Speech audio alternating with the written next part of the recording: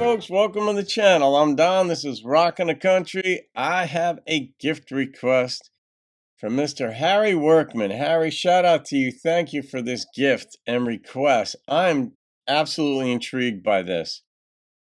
Bobbie Horton's The Yellow Rose of Texas. Now, of course, I've heard The Yellow Rose of Texas by other artists. I had not heard of Bobbie Horton, and when I saw the name, I'm like, is that any relation to Johnny? Well, you answer that right away, but here's what Harry said.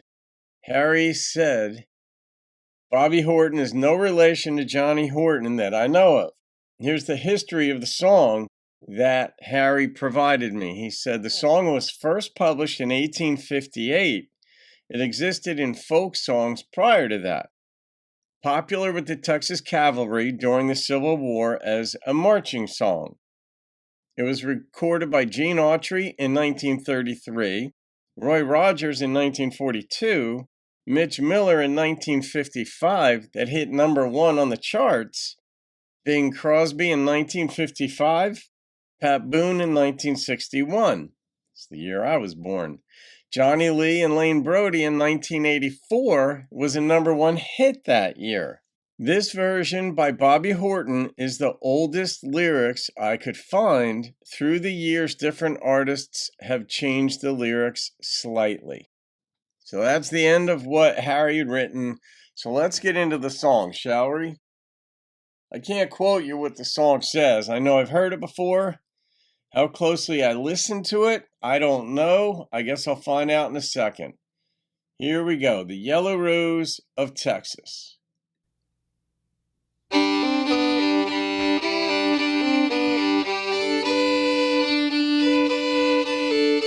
Sounds so Irish here.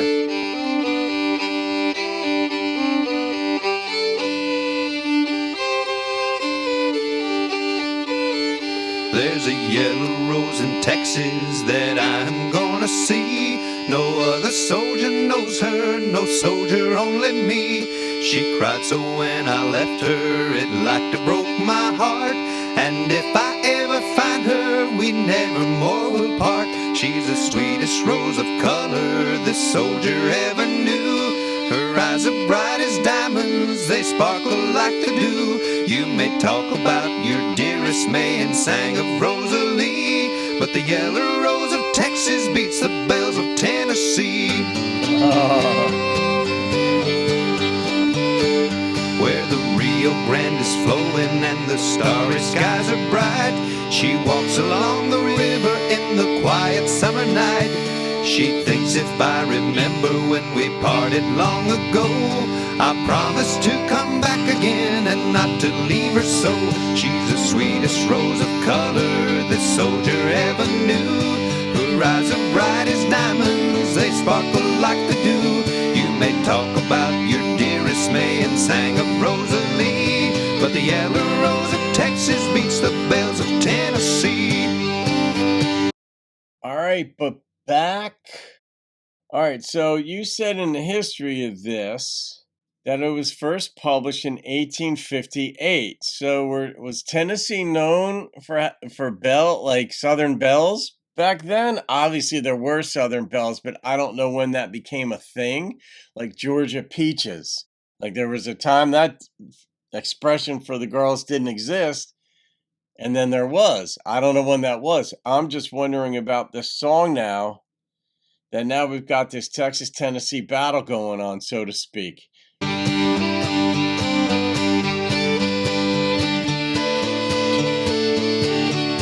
keeping time here.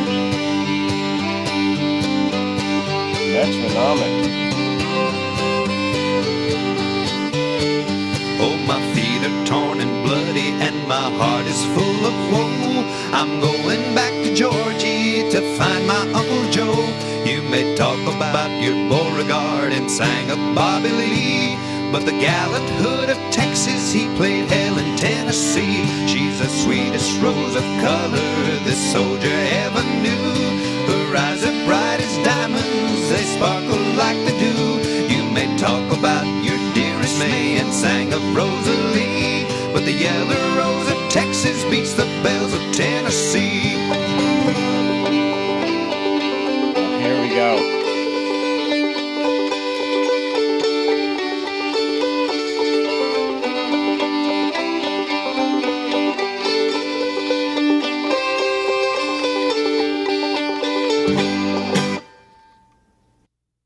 Oh, that ends so abruptly.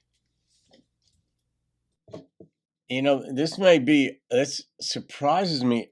I Part of me feels like I'd heard that song before, at least parts of it. But other times I'm like, gosh, this sounds so unfamiliar to me. But I like the Texas, Tennessee, Georgia thing going on there. I wasn't quite making the connection to it being like a Civil War march, so to speak. This just seems to be Texas girl versus Tennessee girl, but he's going back to Georgia, I guess, live with his Uncle Joe again or something like that. But interestingly, I had just given my girlfriend, I always have flowers, right? Always. And I give her flowers anytime the flowers run out, so to speak, or die. Not run out, but they get wilted and die. I replace them and get new ones. But right now, there's a single yellow rose on the kitchen island, and it's really nice. She even commented it on this morning, the flower, and it's a yellow rose. That's just a tangent, but a coincidence. But this, I really love the instrumentation. It's almost like a history lesson, but this sounded way more contemporary. This could have been done today, and I'd say, wow, that's a heck of a song. Like, and that's the thing about traditional country or folk, where it's about the storylines, and the human penchant for stories doesn't change. And so you could say a song that was first recorded in 1858 and done today, you wouldn't necessarily see a difference in it because it isn't electronified, it isn't overly prettied up. Traditional country is what it advertises itself as, traditional. And the primary element in that is the stories. So, Harry, it does not surprise me at all that this request was from you at all. Being a student of life, a student of history, very knowledgeable about music and people throughout history and such. So, I'm going to rate this one. It's not an homage to a place, a person, so to speak. I mean, part of me was like, maybe I shouldn't rate this one because of, I don't know, the way some people might hold it because of the way you depicted it, that it was popular with the Texas Cavalry during the Civil War as a marching song. I could see you being able to keep time with this as a marching song, but I don't see this as being a military song unless I missed something. But I'm gonna rate this one. I don't know. I'm just enthralled with the instrumentation in it. There was a lot in the lyrics obviously going on, but the instrumentation was what really captured me.